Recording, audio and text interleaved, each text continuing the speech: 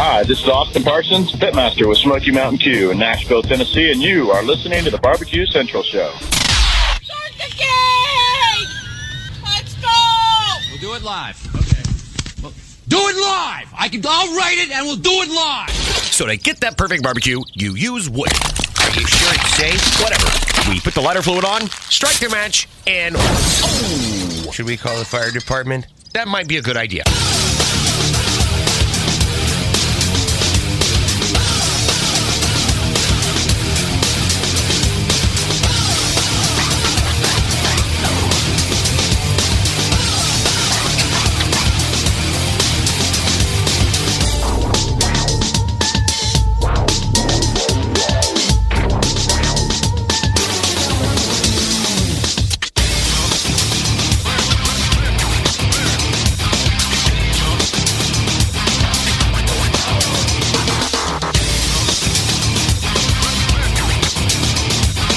Hey, good evening, and welcome to the really big Barbecue Central Show.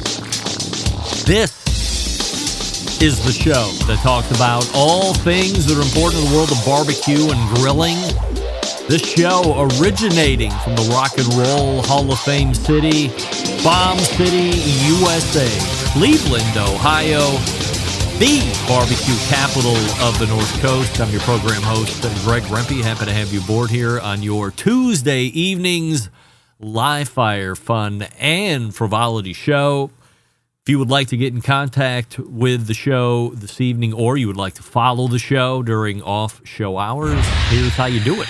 You can get in touch with the show by sending an email to Greg at bbqcentralshow.com. Follow us on all the social media channels at BBQ Central Show. And be sure to subscribe to the show podcast feed on your favorite podcast platform. Anything else you want to find out about the show can be found at the main website, thebbqcentralshow.com. And here's what's happening in case you get the newsletter, which, by the way, you can subscribe to if you visit the aforementioned main website, the bbqcentralshow.com. Just scroll all the way down to the bottom of the homepage, and you can subscribe to the show newsletter, which comes out every Tuesday around 5 p.m. Eastern to give you a heads up on what's coming up during the show later that evening. First out of the gate, 914, his first quarterly visit of 2025, a new quarterly guest, the creator of the Barbecue Lab, and now second-time guest, David Gafford.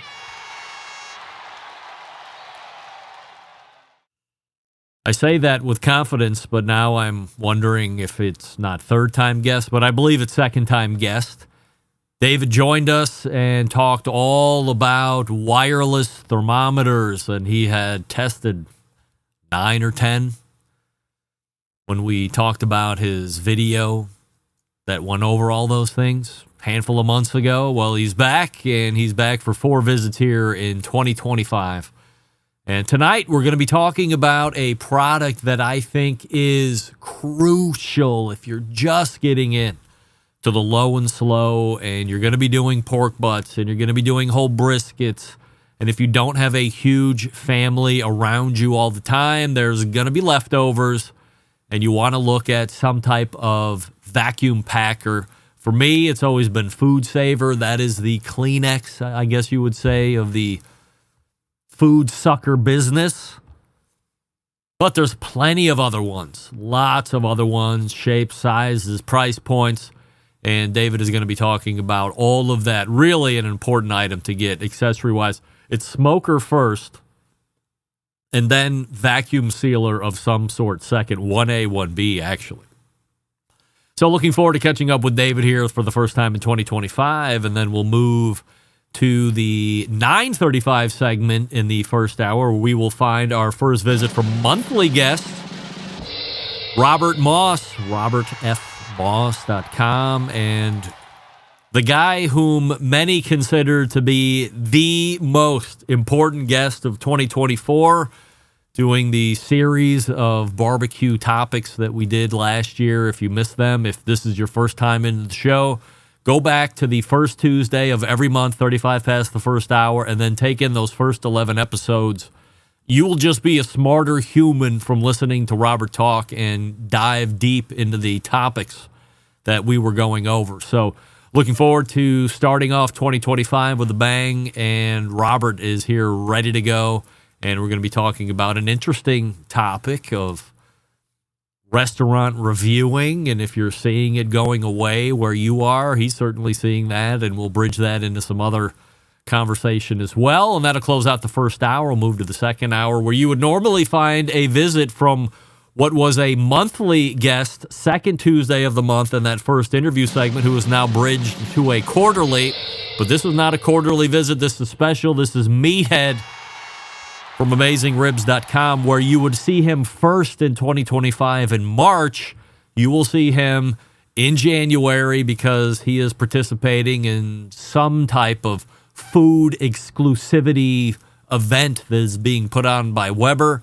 I have a host of pictures that Max Good's son, Waylon, has been feverishly sending me over the last handful of hours. I talked with Meathead at length last night, talking about how we think this segment should work out. Many times he volunteered to fire up the laptop on location or do cell phone, and which I quickly said, no way, I'm not doing that. I'm not relying on Wi-Fi or cell phone networks or anything like that. You're going to either get home or I'll just figure out the second hour on my own. And we'll see what happens here. Could be right on time, 10:14. Could be a little late, 10:20, 10:30. Could be well into that second segment, 35 past. I have left the hour for Meathead, who I hope is going to have not necessarily breaking news, but insight on what new stuff Weber is bringing to market. I'm saying this like I wasn't stalking their social media all over the course of the better part of today, which I have, but good to get somebody's insight and pictures who can recount what we're actually looking at when we actually get to that particular segment. So that's how the show's laying out. A David Gafford, a Robert Moss first hour, a Meathead at some point in the second hour. Don't forget you can follow me socially, Instagram, Twitter, TikTok, Snapchat, and LinkedIn at the handle at BBQ Central Show. And, of course, we're saying good evening to those of you watching tonight through one of our video streaming platforms. You can go to Facebook.com/BBQ Central Show or Twitter.com/BBQ Central Show. Alternatively, you can watch the show on YouTube, which is YouTube.com/@BBQ Central Show. And we have a new YouTube poll question of the week, and we're asking everybody this. Have you ever eaten bison before? This, of course, on the heels of Malcolm Reed giving us his recap of the big bison hunt of 2024 that yielded over 6,000 pounds of unprocessed meat going back to Hernando, Mississippi before it was all said and done. Currently, 83% of you are saying, yes, you have had bison in some form or fashion. I'm with the 83%. I've had it a number of times. It is delicious. Still waiting for those steaks for Malcolm. Might have to send him a instant message during the break here. Make sure I jog his memory. Results from the poll question of last week. Do you ask for permission from the father before you propose marriage to your girlfriend? And 70% of you said yes, indeed you do that, but that's a little closer than I thought, even at 70-30. And we start here this evening, and please indulge me just for a few moments because, in all honesty, this has nothing to do with live fire. Can someone please tell me what is going on at the Costco fuel stations? I drive past one twice a day, on the way into work, on the way back from work in the evening, and it appears that this has to be the most popular place on the face of the earth. Taylor Swift concerts wish they had the crowd like the crowds that are at the Costco fuel stations at all hours of the day. Is the gas cheap there? I don't know. I'm not a member. In Mayfield, I think there are 12 total fuel lanes, and they are always filled. And then there is the line behind the cars that are filling up. I know that from time to time, I might have a tendency to go over the top with my stories as I'm telling you these. I'm telling you right now, 98% of the time, the fuel stations are full, and there is a line for each lane that is at least 8 cars long most of the time it's 12 cars long for each lane or more. So if you are a car that is, let's say, 7th or 8th in line to wait to fuel up, let's say it takes 5 minutes for each car ahead of you to fill up. And if you have a big pickup or SUV, it's taking longer than that. Is the gas that cheap where you are willing to burn a minimum of 40 minutes of your day waiting in line? And in many cases, it is longer than that. Gas would have to be at least $1 less at Costco for me to begin thinking about waiting in line for what has to be almost an hour and sometimes more. And yet, as always, I am obviously in the minority here because the Costco fuel island is as busy and as long as it gets. Cedar Point Lines wishes they were this long. Every day of the week. It's a sight to behold if you haven't seen it. And I have to know, is it the same where you live? Do you see the same fuel is running out, so get it now type of lines at Costco's? I used to be a member there until the prime beef stopped during COVID. I would be laughing at those chumps if I was still a member there. You can bet on that. So the subsequent YouTube poll question of the week is this: how long will you wait in line for gas if it is at a price reduction? And by the way, as Smokin' Joe says in the instant chat, I think my Costco in Mayfield, only petrol, no diesel. So your diesel pushers, your straight trucks, if you have a diesel pickup truck, whatever. It is insane. It is insane, this line. But I'm talking like I know how much the fuel is there. It has to be earth-shatteringly less per gallon at the Costco in Mayfield or perhaps across the country in relation to whatever the fuel is where you're at. I think I filled up earlier today. We're sub $3. It would have to be $1.15 for me to even think about it. Maybe $1.50 for me to think about wasting an hour of my day. But man, oh man, that line is long, deep, and never ending, and it's 7 days a week. So Costco, good for you for figuring it out. I could probably do a quick Google and figure out what the cost per gallon at the Costco is here in Mayfield, but I'm not going to do that. I have plenty of stuff to get to that's more important than that. So you tell me, how much is gas a gallon where you're willing to wait an hour, depending on what normal retail gas is where you live? It's got to be at least $1 off for me. It's crazy. If you have a Costco near you that also has a fuel island, because that fuel island didn't always used to be there, check it out. See if it's bigger than a Taylor Swift concert. All right. We got David Gafford in the green room. Before we get to him, we'll talk to you about Schwank Grills, infrared burner technology, portability. The grill's got it all. It's one of the most popular grills of this past year, that being 2024. And it is right out of the gate popular in 2025. All the famous steakhouses across the country use Schwank Grill burner technology, not like Schwank Grill burner technology, but Schwank Grill burner technology. Is it only for steaks? No, of course not. It can cook the most robust meats, of course, but it will actually do very well with delicate fish fillets like salmon. Those cook in 3 minutes. How about lobster tails? Those cook in 5 minutes. How about chicken breasts? Depending on thickness, as little as 3 minutes. And then all the standby shrimps, burgers of all kinds, adjustable heights. So you're really able to manage the heat and how intense it hits the foods. It's got to be something you're looking to add to the backyard before the grilling season hits this year. Go to schwankgrills.com. That's SCHWANK, schwankgrills.com, and check out your new favorite gas grill that is infrared burner powered. And as this video is showing you can even do creme brulee if you would like. Get that nice, crispy, sugary top that you could only get with a blowtorch before. Nobody wants to be messing around with a blowtorch or have to go buy a creme brulee torch specifically. You can just leave that grill running after you cook steaks, and then you can finish off some creme brulee. Why not? SchwenkGrills.com. We're back with David Gafford right after this. Stick around. We'll be right back. You're listening to the Barbecue Central Show.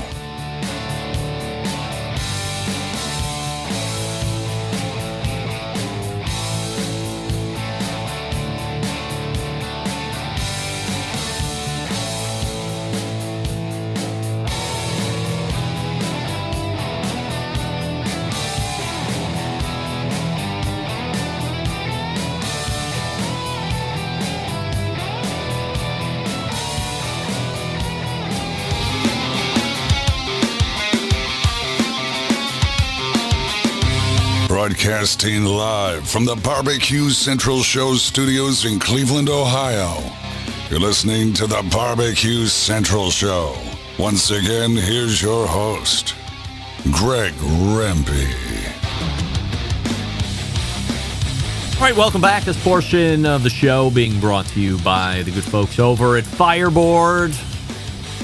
Making all the products that you need, creating a ecosystem of things that just work together because that's the right thing to do. Fireboard.com is the place to go to get all your questions answered or to start purchasing like a madman or woman. My next guest tonight creates some of the most comprehensive barbecue and grilling reviews that can be found across the worldwide internet. Tonight, making his first of what will be 4 appearances in 2025, or as we would say, quarterly appearance. Range of topics we are going into tonight. We welcome back the creator of the Barbecue Lab, David Gafford. David, appreciate you joining me for these what will be quarterly segments here in 2025. I think you're doing a great job over there on the YouTube channel, the website, and really, as you had said the last time, being the consumer reports for all the folks there that are looking to spend money if they have the discretionary funds on stuff that they think is cool. But is it really? Are we going to waste our money? And we can race over to barbecuelab.com and make sure that our funds are being used in a very discerning way. Before we get into that, YouTube poll question of the week, and we're asking everybody, including all guests, have you ever eaten bison? Yes or no? The answer to that for me is yes. I believe it was at Wall Drug out west. That was the first time I ever got to have bison. Wall Drug, is that a store or a restaurant? Yeah, Wall Drug is a store that when you actually get out west, you start seeing all these bumper stickers and all these billboards and it says Wall Drug. And it's like within 200 miles of the place, you got to go there and see it. But when I got there, I remember I had bison for the first time as a kid. Do you happen to remember how much you liked it or didn't like it? I remember it being very close to hamburger. So I did like it. It wasn't too gamey for me, but I remember it being leaner. That's about all I remember. But it was a few decades ago. If I'm honest. I'm a big fan, and I've had it a number of times over the last decade or so. I'd say a little richer, definitely lean, good flavor. I'm nothing offensive, and I'm not a adventurous eater by any stretch of the imagination. So, first time, if it doesn't agree, I'm not really anxious to try again to make sure I wasn't wrong. It would have always been the proteins issue. A couple of different things I wanted to hit on, maybe 3 things as we work through the segment here tonight, David. And the first thing is vacuum sealers or food savers or whatever you want to call it. As we were getting ready for this segment, I said, to me, for anybody that asks me, hey, I'm getting into barbecue, what cooker should I get? Well, the next set of questions should always be, what are the other accessories that I should be getting along with the cooker? And to me, one far and away is some type of a vacuum sealer. As I got into it, it was Food Saver being the Kleenex brand, but there's a number of other different name brands and a number of other different types that have really come into prominence here over the last handful of years. You had done a video about a month ago on the best chamber vacuum sealers. So let's not really talk about like which were the best ones that you did, but let's talk about it from a high level, I guess. First, your opinion, is a food saver or a vacuum sealer in any shape or size as important as I think it is to the world of backyard barbecue? I think there's three things that everybody should have when it comes to barbecue. The first thing is a good cooker. Doesn't matter what kind of cooker, as long as you know how to use it. The second thing is you've got to have some kind of a thermometer to tell where your meat is. It's either going to be an instant read or a leave-in probe, because I don't even want to save the stuff if it's going to be garbage. If I'm not cooking it to the right temperature and it's not going to be worth keeping, vacuum sealer doesn't matter. So cooker, then it's a thermometer. Then for me, it's a vacuum sealer. And I started out like what you're saying, started out with a food saver, and that food saver lasted probably about 2 or 3 years, and then it pooped out. And that's when I learned about the chamber vacuum sealers. And ever since then, we use it just an incredible amount of time. What are the biggest advantages or selling points to go from something that I still have in my closet versus these chamber sealers?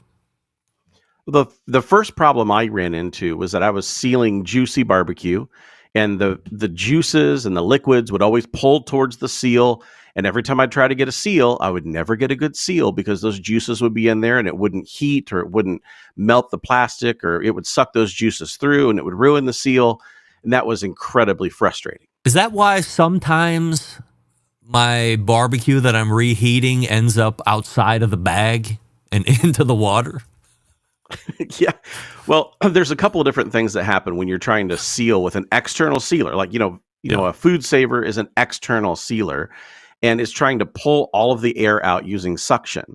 Well, a chamber sealer is a little bit on the same lines, except it's trying to pull all of the air out of the entire chamber, and it's not putting the suction right where the seal is. It's pulling it out of the chamber and leaving everything in the bag. So you can seal a bag full of water just as well as you can seal a steak in there, and you're not going to have any issues with liquid escaping. That's what caused me to fall in love with chamber sealers. I would assume from a cost perspective, there are varying levels, perhaps due to quality, but then also size. How do you go about navigating which size sealer is the best? Well, the first thing I wanted to know was, would it seal a whole brisket? And I've learned that probably wasn't the question I should ask, because if you get into a chamber sealer that can seal a whole brisket, you're talking about something that can seal maybe 16 inches long by, 10 or 12 inches wide. Those are not cheap. So that was my first question is, can I do a rack of ribs? Can I do a whole brisket? But what I learned is that is less than 5% of what I'd ever be sealing. I'm sealing leftovers. It's pulled pork. It's pulled beef. It's steaks. It's dogs. It's chicken. It's all the things that I'm cooking throughout the week that I want to store and be able to reheat in a sous vide environment potentially. That has been the game changer for us, because I'm taking all of those barbecue meats that I have way too much to eat the first time around, putting it in some kind of a vacuum sealer bag, and I've got dinner down the road when I need it. It's super, super easy. If you get one as big as you were talking about, can you still use it to seal all the other stuff in what would be much smaller bags? And now you have, in essence, you've bought the big grill for the 5% of the times that you're throwing these wild and crazy parties where you need the real estate, but you can technically use it for dinner for 3, dinner for 4, whatever your family is. And it's not, you're not hampered by having all the extra space. Yeah, the same principle applies. It's just that as you get into larger units, oftentimes, at least the good ones, will have multiple bag clips around the top of the unit where you can clip in more than one small bag. So you're not using this giant unit to seal one 4x6 bag. You're using it to seal 3 4x6 bags at a time. It's a massive time savings if you have the budget for it, but you're talking usually four digits and above for that kind of a sealer. When you look at the peripherals that come with a chamber sealer, the thing that frustrates me the most, or the thing that I had to really bend the most, is bag-wise on the Food Saver. It's really got to be the Food Saver brand because it's got the waffling and this and that. So great job on them capturing the accessory portion of that and probably driving a much higher revenue side for the business. What about in these chamber vacuums? Is this, if you have the meat or you have the whatever the name brand is, do you have to use the associated bag with that brand? No, that's one of the things that's so nice about a chamber sealer is that you can use generic run of the mill, say 3 mil bags even, and those bags are it's like 1/10 of the cost of a Food Saver bag. It is so much cheaper to be able to get those bags. And then when you talk about those accessories, those side accessories, like the things that are pulled on that accessory hose, in some of the brands like the JVR and a few others, you can use Food Saver accessories with those chamber vacuums. So when you upgrade, you can bring a lot of your old accessories with you, a huge benefit to someone who wants to keep all the things they bought and still use them. When you look through the video that you did, which one was the best QPR or quality price ratio, as I like to say? There are options for chamber sealers in the $300 or $400 range. There are options in the $700-800 range, and there are options way above that. My current favorite is right in that like $700 range, and I love that price point. I looked at how much I could save in bags per year, just in how many bags I use here at the Barbecue Lab, and I ran the math, and with a Food Saver, I was spending probably around $300 a year in just bags because they're looking at 40-50 cents a bag, and I'm sealing probably 500-600 things a year. So if I looked at that cost in just 3 years, I've more than paid for that chamber vacuum sealer. But I understand I'm a heavy use client. I mean, we're cooking a lot of barbecue, doing a lot of grilling around here. But for me, it makes all the sense in the world to save the money in the bags and put the money into the unit itself. So the unit at 3 to 4, or that unit at 7 to 8, that unit $1,000 or more, still the same size or same capacity, or as you are bumping up in price, you're also bumping up in size? Yeah, when you bump up in price, you're bumping up in size. Yeah. I find the ones that are on the smaller side, you can find them from some of the, let's say, imported websites that you might be able to find on the web. And they're the ones that probably you don't think of high quality first. You think of cheap price first. They have chamber sealers there, and they do work. Now, how long they work, that I don't know. I haven't been testing for more than 2 or 3 years. At this point, they still work. But the ones that I find that I enjoy the most have either a lifetime warranty or customer service where I can get someone on the horn and say, hey, this is what happened. Can I get a new pump? And they say, sure, I'm going to ship one out today. Make sure you go over to the Barbecue Labs YouTube page and check out that video, The Best Chamber Vacuum Sealer Revealed. Again, released about a month ago, and it's currently number 4 on the most current videos released list. The one just before that, or the one just after that, I guess I should say, is one that's talking about a 2-horsepower meat grinder. I've often toyed with getting a meat grinder. I have never gotten a meat grinder. The only one I ever even remember seeing in use was a hand grinder that my mom used to use at my grandma's house in Hornell, New York, when they made an abomination of a sandwich that I would never try because it was A, gross looking, and B, consisted of Miracle Whip, 2 things that I don't like. But I see a lot of dudes like you saying the cooking guy is using a meat grinder all the time. A lot of people in our environment have meat grinders. Do I want to get one? I'm going to say yes, primarily because I grind all kinds of stuff. One of my favorite things to buy is chorizo. I love a good chorizo, and I find that my beef chorizo here at the local supermarket is going to be $7 to $9 a pound. Well, I can make it for $3 a pound, and I can make 5 pounds, 10 pounds, 20 pounds at a time. And we even give away our chorizo mix recipe on the website. That's something you can find over there on that article. But that's one of the things I love doing. Burgers, the same thing. I'm taking brisket and I'm turning it into burgers, and they're just a notch above what you get when you get that pre-ground beef from the grocery store. So those are a couple things that I love a lot. But also, have you made sausage yet, Greg? Of course not. Okay, well, it sounds like it's time to get the grinder, find that sausage horn attachment, get out there and start making some wieners and making some brats. That's the way to go right there. Is the grinder much like a chamber vacuum? There's varying price levels the more you're paying. Maybe it's a capacity increase, but you're also paying, and maybe more in this instance, you're paying more for the quality aspect. Well, I think what you're really paying for is the horsepower, right? And that video is on a 2 horsepower model, which one of the things I say in that video is it's ridiculously powerful and ridiculously fast. I think I ground an entire brisket in 30 seconds. The same thing with a pork butt. I can throw a pork butt through in like 20 seconds. Wow. It's unbelievable how fast it is. So how big of one do you really need? I think you could go as small as a 1/2 horsepower and probably be fine. I also have a 1 horsepower grinder here that I run tests on. It's also incredibly fast. So does anybody need to grind a brisket in 30 seconds at home? I don't know that the answer is yes to that. But if you're processing an entire elk or a moose or 5 deer at a time, I get where you might have use for this. But I think for most of us, a 1/2 horsepower or even a full 1 horsepower is going to be plenty under the engine. What's the sticker on the 2 horsepower that you had? I think it's right around 900 something. Yeah. I think the 1 horsepower is probably around 5 or 6.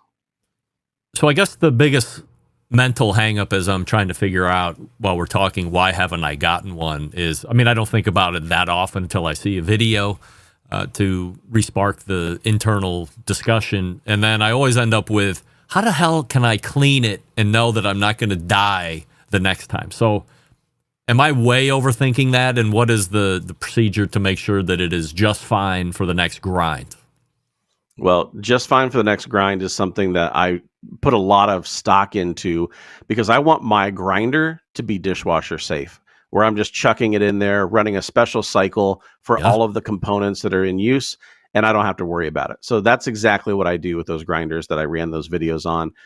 Really easy to take everything, chuck it in the dishwasher, and let heat and a 2-hour cycle, solve it for me. I didn't know that was possible. I thought it was all kind of put together, or you couldn't break it down. No, you can pull out the auger. You can great. pull out the die at the end. You can pull out the little meat holder at the top. Everything comes off in parts. Chuck it in the dishwasher, and it's so much easier to clean. All right, well, that's on the Christmas list for 2025, 2 horsepower meat grinder. If I'm going to buy one, I want to be able to potentially do a whole brisket in 30 seconds. My time is way too valuable. The most recent video that you did was the truth about cooking, sear first or reverse sear. So we got about 3 minutes left. I had Chris Young on the show a month and a half ago. He did a whole searing thing that really caused a lot of people to have a rethink on what they were doing. What was your particular method and what were your results? So that video just published a little while ago, but the idea behind it was I wanted to do a test to say, is the reverse sear method that I've been using for years actually superior to that sear first method that you see in a lot of steakhouses? A lot of steakhouses will sear both sides. They'll put it under the salamander to bring it up to temperature, and that's how you get your steak. Well, reverse sear, I'm going to go ahead and use probably a charcoal grill or an offset or some kind of a smoker, bring it up really low and slow, get that flavor from the charcoal or the wood, and then at the end, go ahead and sear it off. Well, one of the challenges I wanted to give myself is if I only had a gas grill, if that's all I had was just a searing gas grill, does that method matter? You're not imparting flavor from bringing it up low and slow. You're just really searing it to see which way you can get a better steak. So we just used a gas grill to see, does it matter on a gas grill which method you use? And we did a blind taste test to reveal the answer. So it was fascinating because I always use the reverse sear, but granted, I have a lot of grilling opportunities here. I have charcoal offsets, pizza ovens, regular grills, you name it. And oftentimes I'll use multiple grills in a cook. But on this one, I just restricted us to that one gas grill. And the decision was unanimous. Everybody wanted the sear first steak. Really? Yeah, everybody wanted the sear first steak. And there's 2 reasons. First reason is the sear was better on the sear first steak because we were able to get a harder sear without taking it over where we wanted to go. Yep. Because we gave it, probably 90 seconds on the first side, then take it 90 degrees, 90 seconds on that side, flip it. So we had a good, 6 minutes of searing going on. And then internally, we were still only up to like 61 degrees when we put it on the cool side of the grill to come up to temperature. We pulled that off and we had We were able to pull it off at 125, I think, which is exactly where we wanted it. Carryover only took us to 130. We had that nice medium rare. On the reverse sear, I pulled it off at about 115, and then I went and actually seared both sides, and I didn't get as good of a sear, but then that carryover temperature wasn't just 5 degrees. It was 8, 10, 12 degrees, and it took it further than we wanted it to go. So the reverse sear steak, a little bit tougher, and not as medium or not as medium rare as we wanted it to be. This also a foundational shaking revelation by our new quarterly guest, David Gafford, over at thebarbecuelab.com, and unanimous at that, which speaks volumes. David, anything we should be subscribing to the Barbecue Lab YouTube channel and waiting for? We have an entire 2025 coming up where it's not just going to be techniques. I mean, it's not going to be just reviews. We have a lot of techniques we want to test. There's a lot of things in barbecue where we say, this is the best way of doing it. Well, let's put that to the test. And that's what we're going to do this coming year is we're going to take the most popular methods, put them against each other and see who wins and which one should we be using at home to get the same results as what you find from other people on YouTube and online. TheBarbecueLab.com is the website. Make sure you head over there. Make sure you're subscribed to the YouTube channel as well. David, great first effort here in 2025, and we'll talk to you again in 3 months. Pleasure to see you, Greg. Have a great one. Very good. Very good. Love it.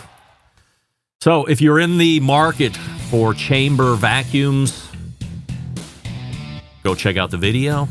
Also grinders in that 2 horsepower range, check out the video. And then see what he did on that searing, reverse sear versus traditional sear.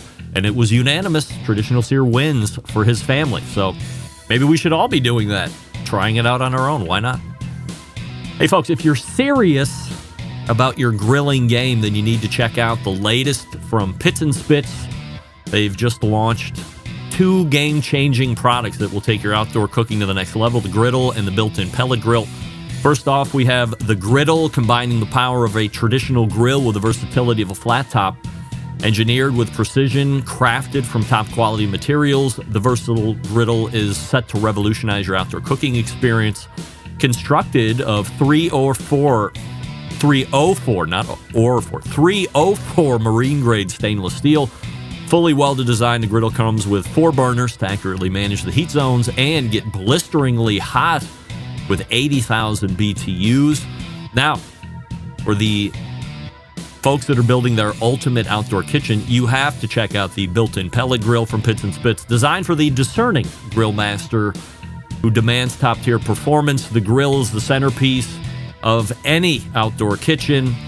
From low and slow smoking to high heat searing, this grill can handle it all. Brisket, ribs, pizzas, veggies, you name it, this grill can cook it.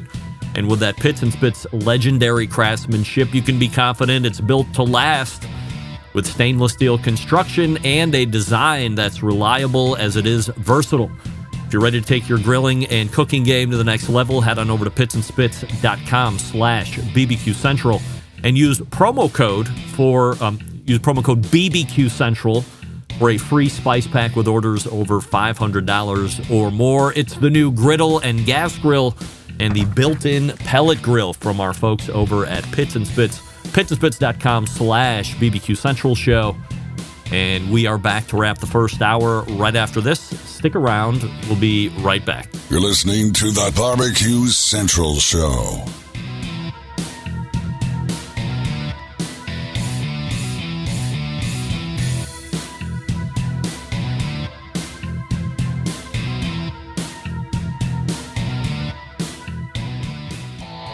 Howard Stern, Jim Rome, Dan Patrick, and Greg Rempe. The Mountain Rushmore of talk show entertainment. Now, let's get back to the Barbecue Central Show. All right, we thank David Gafford for joining us last segment. This portion of the show being brought to you by Pit Barrel Cooker, the most unbelievable outdoor cooking device on the planet, currently available in 3 sizes with a host of accessories to choose from, whether you're a beginner or professional. If it's a cooker you want to add to the arsenal, visit pitbarrelcooker.com and tell them the Barbecue Central Show sent you. My next guest is the contributing editor for Southern Living Magazine. He is a 2023 Barbecue Central Show's guest Hall of Famer, and his first visit here in 2025, we welcome back our pal Robert Moss to the show. Robert, we have a YouTube poll question of the week that we're asking everybody, including all guests. Alrighty. And it is simply this: have you ever eaten bison before? Yes, I sure have. Right. Big fan? Yeah, I recall liking it. I think it was a while back, like probably 10 years ago, bison burgers were a big deal. And so I definitely had a few bison burgers. And I think I had a bison steak or so out west in some of those places that feature game. I don't really remember those that much, but so it wasn't world shaking, but I remember liking it pretty well. Last segment, I was talking with David Gafford about a bunch of barbecue ancillary equipment. Before we dive into the topic here tonight, for anybody that's new getting into it, maybe they got a smoker for Christmas or the holiday season, whatever, I always say the next thing that you need to buy, it's not rubs, it's not sauce, it's not tongs, it's some type of a vacuum packer. Are you a subscriber to that advice? Yeah, absolutely. I would actually agree with you guys. Probably instant read thermometer and the vacuum sealer. Never regret the vacuum sealer. And again, I still have the same entry level food saver that I think everybody starts off with. It hadn't broken for me yet. And I use it for cooked food, but I also use it. It's great for, you can buy meat in bulk and raw meat and save it and thaw it out and cook it. So I do that all the time. So yeah, absolutely recommend some sort of vacuum sealer. It's the best thing best money I've spent, I think, on any kind of grilling related gadget. Robert, I know modesty is at the top of your list, but many people, including myself, thought you were the best recurring guest in 2024. So as a host who appreciates good content, I wanted to not let it go unrecognized that your contribution last year was probably at least head and shoulders above what everybody else was bringing to the table. And I think it just shows your level of professionalism and that you are not just talking the talk when it comes to barbecue and the history and the knowledge, you're walking it. Well, I appreciate it. I did listen to the embedded correspondence segment, so that was pleasantly surprised by all that. And then I got a little bit nervous because now I feel like the bar's been raised for 2025. So, I can't screw up now. This is, you set the standard, and this is the standard that we have to shoot for every time. So we'll kick off 2025 here. And as we were corresponding, there's a number of things that people are going to be looking forward to this year. They don't know about it yet, but it's going to be another great year of topics, information, and so on. But you had mentioned to me that you're no longer doing restaurant reviews for your local paper there, Post and Courier in Charleston. So yep. I guess why not? And is this a bigger symptom of what might be happening across the country? Yeah, I wrote my last formal restaurant review for the Post and Courier in December. That came out, and then they said, "Okay, that's it. Thank you. That's enough." And it's not just me; it's a large amount of expense. I'll still write things for them, but they're moving away from doing the sort of classic restaurant review, formal restaurant review, where anonymous critic goes in, you go at least 2 times, you try to eat everything in the menu. And having at one point run a digital publication that tried to do reviews, it's just the dining expense keeps going up and their budgets keep going down. And, so they finally decided, I think they'll still do a few reviews, but they will have outside reviewers doing it. And there'll be a little bit different format. But it's not just me. I mean, I think it's a trend that you're seeing across the country. Really, I started reviewing restaurants back around 2008, right as it was, I think restaurant reviewing was approaching its peak. I'd say like 2010, 2011 is when every local paper still had a restaurant critic, the alt weekly in town, the magazine in town. Most cities would have 3 or 4 people reviewing restaurants. And at the time when ad dollars were big and people were getting very interested in food. And it's been a slow, steady decline ever since. I think, as local papers hit hard times, basically the internet killed their revenue, killed the advertising revenue, and they've been cutting budgets, and the restaurant reviewers end up leaving at some point. I think COVID was when restaurants shut down during COVID. A lot of newspapers suspended restaurant reviewing and then never brought them back. Post and Courier did bring them back. I was glad to do it for 2 years, but they're one of the last. I have a little list of like the restaurant reviewers for daily newspapers across the country, and I keep striking people off, and it's getting shorter and shorter. So yeah, it's definitely a fading thing. I suspect 10 years from now, no one will even have any restaurant reviews at all, at least of the type, the old school written restaurant reviews. From 30 years ago till today, certainly one of the things that maybe we're not talking about here, can we blame a lot of this on the internet? Killing off traditional subscription was a revenue driver. I know a lot of publications that have moved online still want to put stuff behind a paywall. As soon as I see a paywall, boom, I'm out of there. There's 50 other free options that I can get information from if I'm looking to do a restaurant review or do some research on a restaurant to look for a review. Is the internet a culprit here? The internet is the culprit. I mean, I think the internet in a couple different ways. One of them I don't think most people see unless you're into the business, which is the internet broke the newspaper and magazine business model.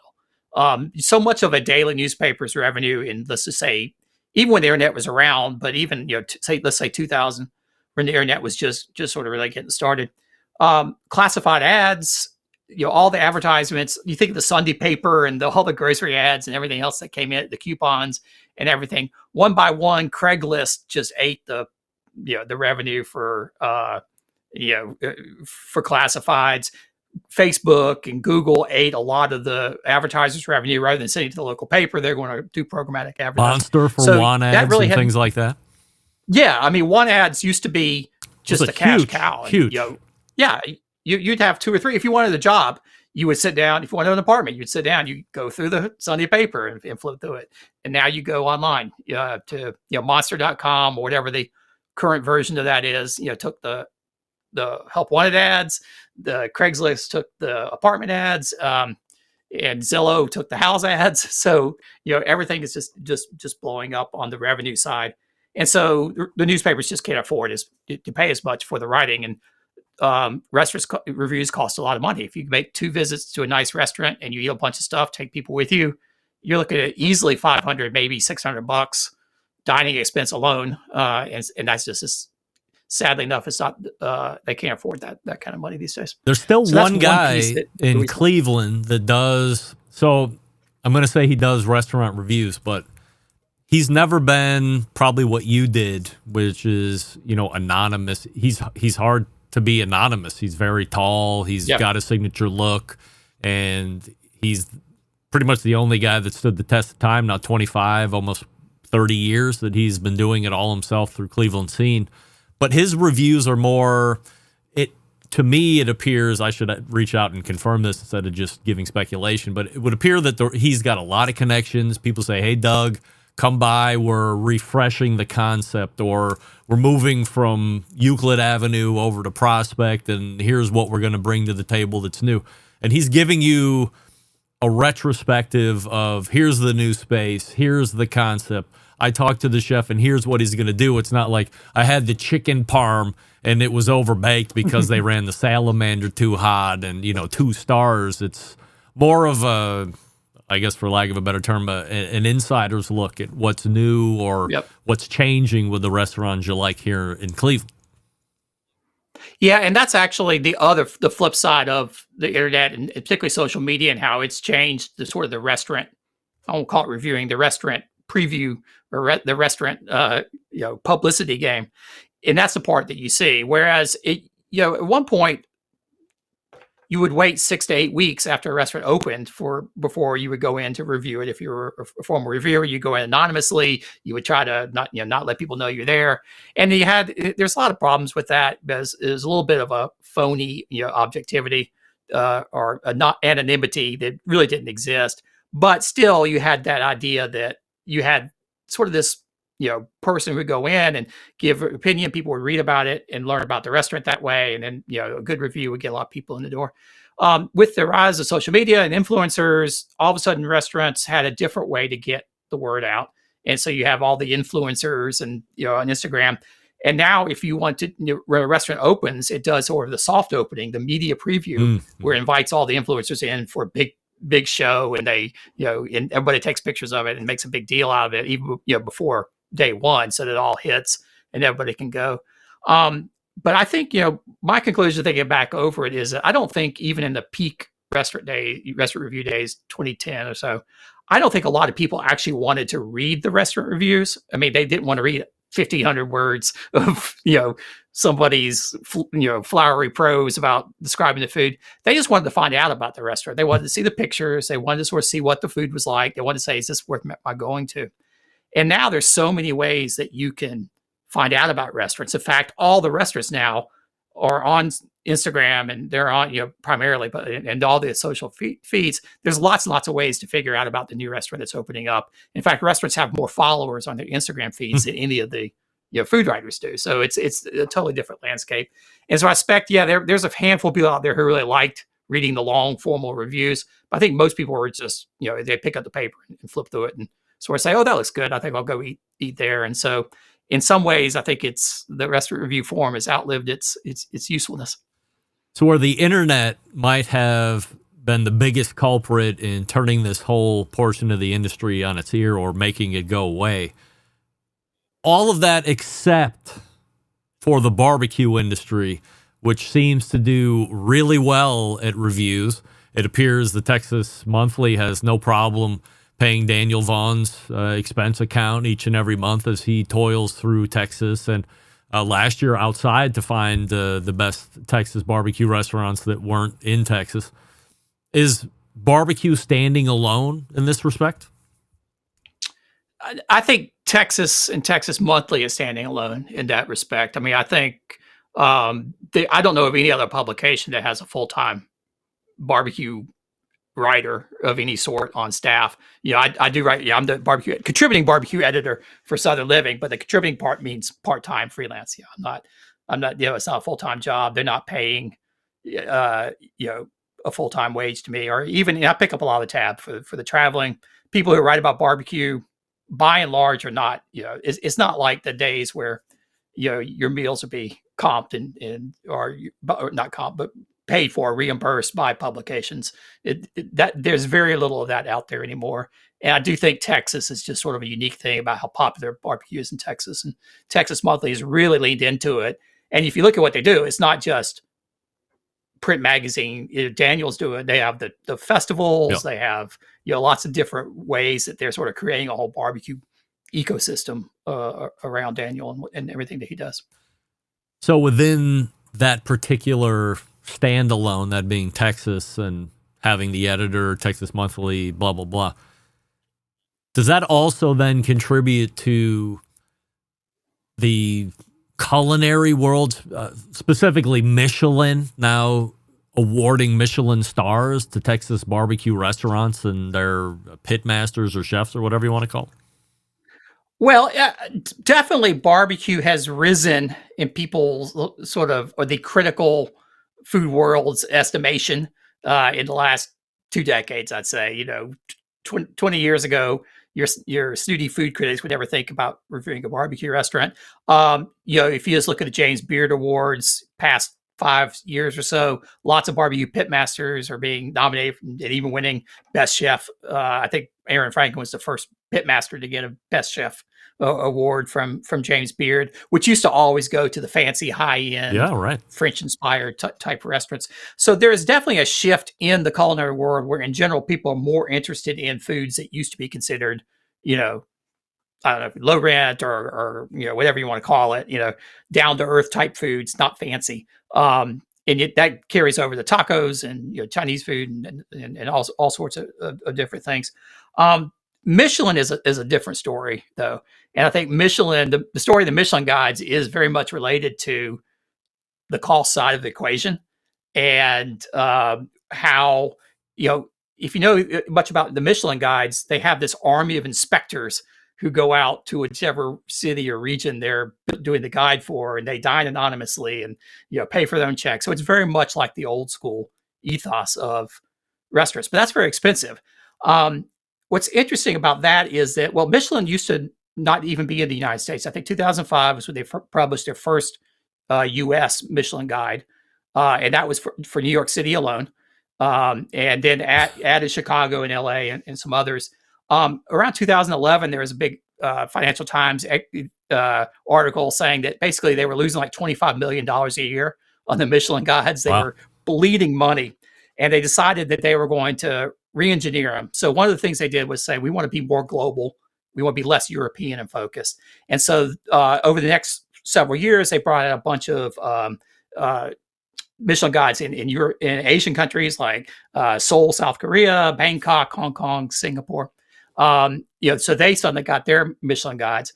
And in 2016, when the South Korean guide came out, or the Seoul guide came out, it was a big controversy because it turned out that the South Korean Tourism Board had actually paid Michelin $1.8 million to have them come to Seoul and do the guide. And Michelin said, well, yes, they paid us, but we still did the whole anonymous thing. It didn't influence the decisions. Our standards were still just as high. 2022, Florida got a Michelin guide. 2023, Atlanta got a Michelin guide. And a lot of people here in Charleston, when Atlanta got the Michelin guide, was like, we're a great food city in Charleston. When's Michelin going to come pick us to come to? Well, it turns out Michelin doesn't pick the city. The city picks Michelin. And Florida paid Michelin.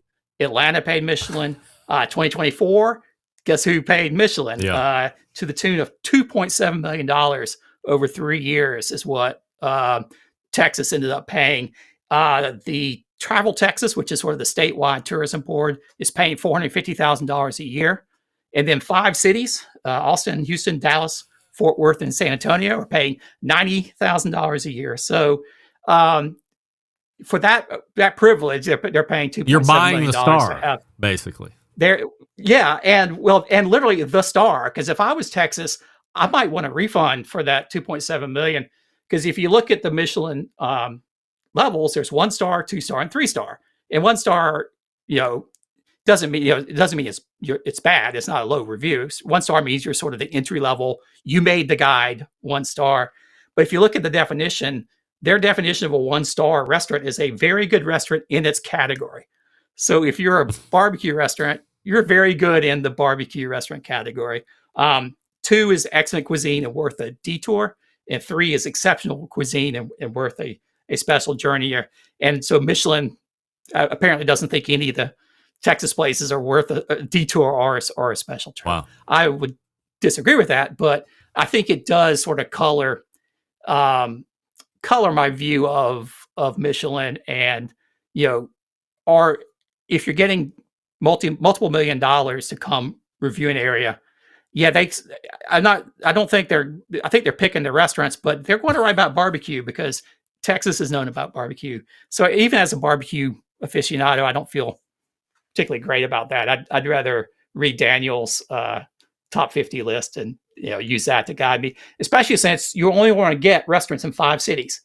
You won't see Snow's in Lexington making the Michelin guide for Texas because Lexington, Texas didn't pay $90,000 a year to have their city in the guides. It's only the 5 cities that ponied up that would be in the guide. All right. Well, that's a whole different perspective that nobody has told us about yet. So we're a little smarter for tuning in tonight or as you get it here in podcast. And that's why we have Robert Moss on the show, bringing the heat as he always does. Robert, appreciate the visit here as we kick off 2025, and we'll look for you again in February. Thanks, Greg. Look forward to it. Wow. Shaking the very foundations of the Michelin Guide, and it appears that Cleveland could be getting Michelin Guide too. I have some money in the bank account I could offer up to the state of Ohio if they would like to get. Maybe the Barbecue Central show could get a Michelin star. Why not? It just costs money, like everything. All right, that was Robert Moss's website, by the way, if you would like to visit that. Robert F. Moss, like F as in Foxtrot, robertfmoss.com. And you will see him once again on the second Tuesday here in February coming up. All right, let's go ahead and try and make it out on time. Stick around. We'll be right back. continuing to produce incredibly mediocre content in an exceptionally professional way. You're listening and watching the Barbecue Central Show. Once again, here's your host, Greg Rempe. All right, well, I'm not going to be able to do it on time, but maybe I can. All right, so we thank everybody. I'll tighten it up and recap here in a few moments. You're listening and watching the Barbecue Central Show right here on the Barbecue Central Network. Stick around. We'll be right back. You're listening to the Barbecue Central Show.